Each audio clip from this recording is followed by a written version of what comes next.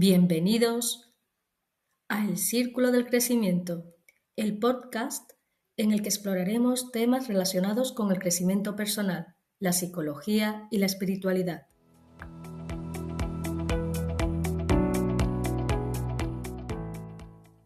Soy María José Sainz, profesora y una persona inquieta, creadora de este espacio de encuentro para compartir ideas, reflexiones y experiencias con personas que, como tú, sienten interés por crecer, comprenderse mejor y avanzar en su camino personal.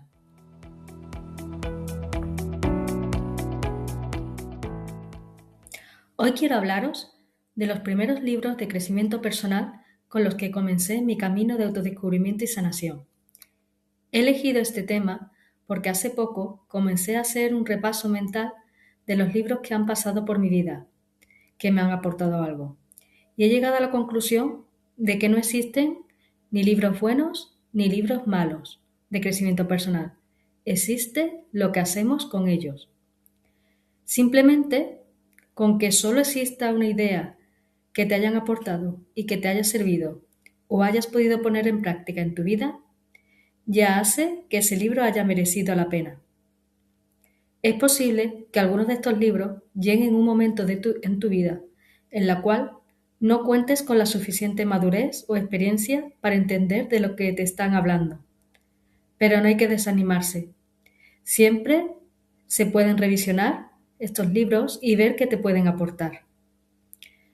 También puede suceder que leas un libro y te guste tanto que decidas leer más libros del mismo autor. O que leas un libro y te guste tanto que lo tengas de libro de cabecera y lo revisiones de vez en cuando. Esto me ha pasado con varios libros que me hacían sentir bien o me daban equilibrio y enfoque en distintos momentos de mi vida. También puede pasar que leas un libro y ya no lo vuelvas a releer porque lo consideres necesario.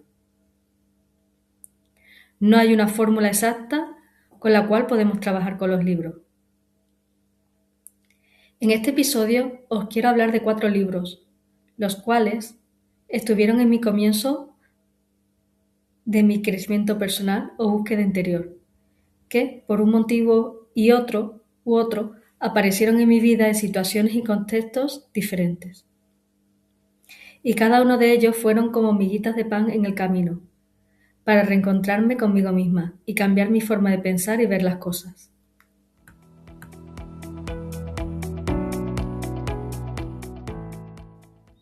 El primer libro del que voy a hablar es Tus zonas erróneas, de Wayne D. Dyer.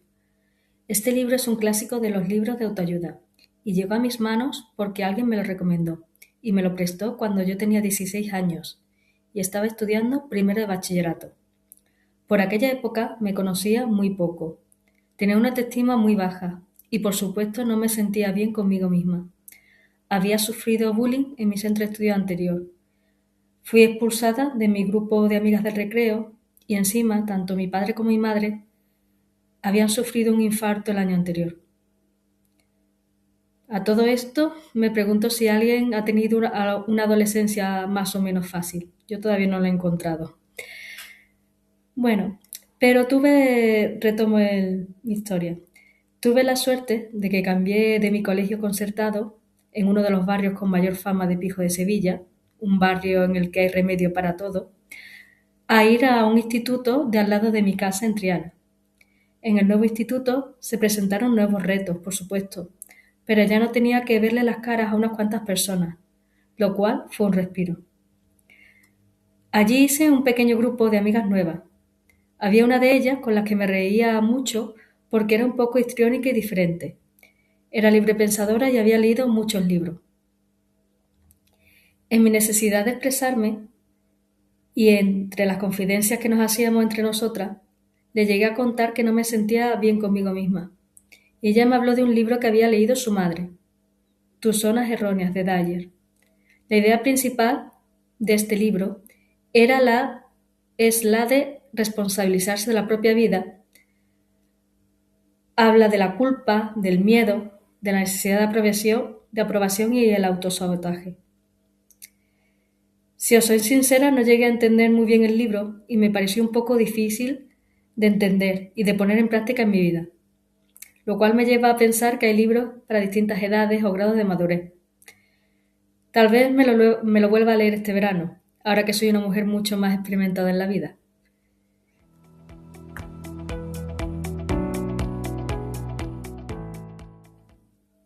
El siguiente libro del que voy a hablar es El alquimista, de Paulo Coelho, un clásico del que me habló una compañera en el primer año de carrera.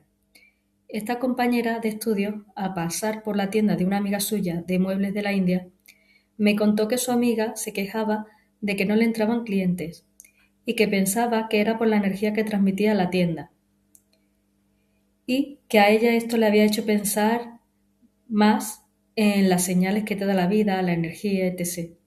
Y que estaba leyendo un libro que se titulaba El alquimista y trataba de todo este tipo de cosas. Este libro trata de la historia de Santiago, un joven pastor andaluz que se va al desierto de Egipto en busca de un tesoro. Por el camino conoce a varias personas. Y no sigo para no haceros spoiler. El autor menciona varias veces la leyenda personal, que es lo que yo entiendo como el destino de la persona. Y además nos invita a escuchar las señales y a no tener miedo a perseguir lo que uno quiere. Pero sobre todo el mensaje principal del libro es que a veces buscamos fuera algo que realmente nos está transformando por dentro. El libro me encantó. Además es un libro que ha estado traducido, ha sido traducido a un montón de idiomas distintos. Así que decidí leerme más libros de Paulo Coelho. Después de este libro leí La bruja de Portobelo, Verónica decide morir, El vencedor está solo, Brida, 11 minutos. Pero sin duda para mí El alquimista es el libro que más me ha gustado y que de hecho me he leído 2 veces. Es un libro muy sencillo, muy claro y creo que es un libro apto para todo el mundo, así que os lo recomiendo.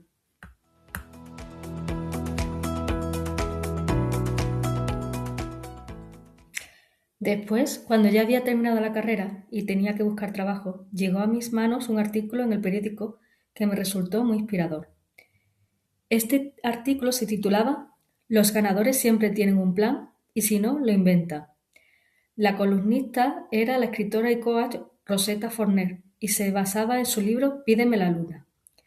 Cuando leí el artículo me sentí realmente inspirada por él, así que os lo quiero leer de cabo a rabo. Dice así.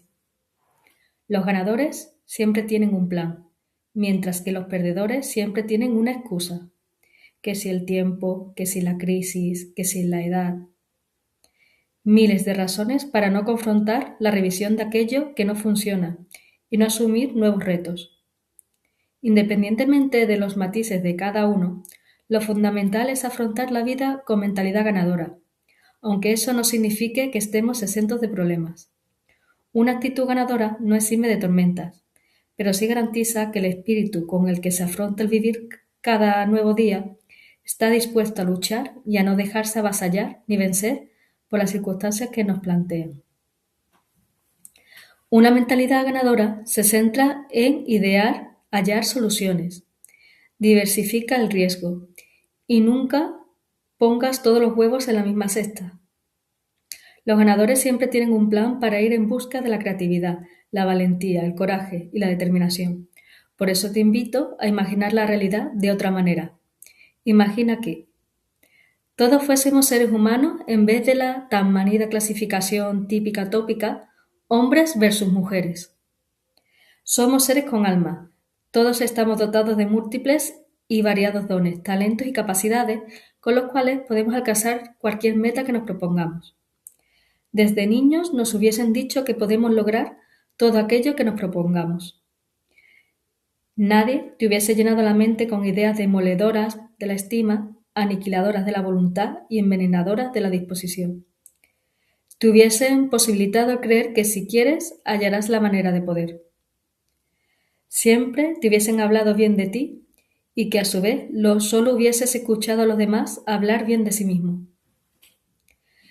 Te hubiesen enseñado a pensar y hablar bien de ti y a hacerlo con respeto. Te hubiesen inculcado creer en ti, acudir a tus capacidades para hallar la manera de poder. Te hubiesen fomentado el sentido crítico, pero el de verdad, ese según el cual recogemos información y luego la procesamos y analizamos. Te hubiesen animado a ser despierto, usar la creatividad y dar alas a tu imaginación.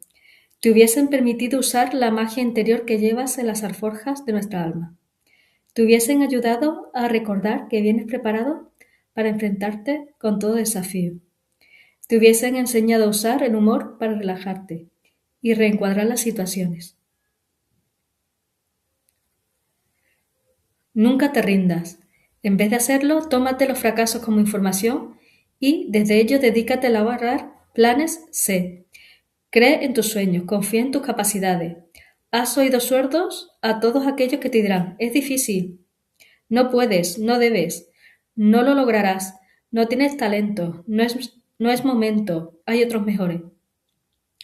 Mándales a tomar viento fresco y haz lo que te venga en gana. Al fin y al cabo se trae tu vida y tienes derecho a vivirla como te plazca. Se apunta a las estrellas, como poco alcanzarás la luna. Bueno, no sabéis el golpe al corazón que me dio cuando leí el artículo. Acto seguido fui a comprar el libro Pídeme la luna. Compré más libros de la autora. Ala de luz, Danza de amor de las hadas, La reina que dio calabazas al caballero de la armadura oxidada, pero ninguno me llegó tanto como este artículo.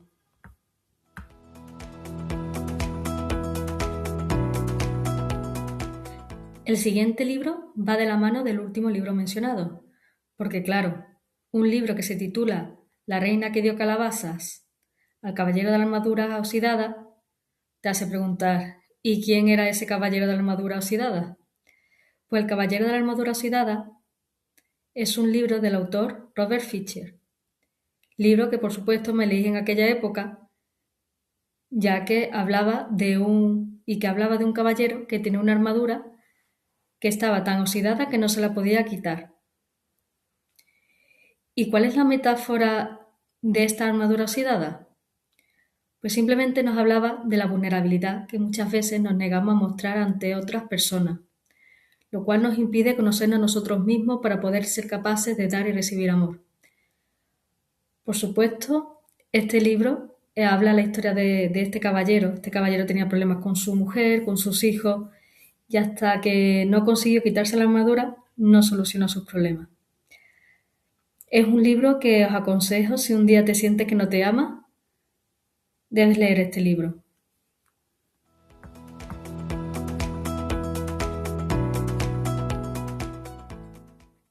Los libros no cambian la vida por sí solos. Tenemos que trabajar las ideas que hay en los libros, o por lo menos tenerlas presentes en nuestro día a día para que se produzcan cambios. Por lo que es bastante normal que un párrafo pueda acompañarte años, como pasó a mí, como por ejemplo la frase del artículo, si apuntas a la luna, como mínimo llegarás a las estrellas. ¿Y vosotros? ¿Cuál fue el primer libro de crecimiento personal que leísteis? Os quiero agradecer enormemente vuestra escucha y os animo a suscribiros y a compartir el episodio si os ha sido útil y ameno. En el próximo episodio hablaré sobre la creatividad y su gran poder de sanación y transformación. Recuerda, soy María José Sainz y esto ha sido El Círculo del Crecimiento. Hasta pronto.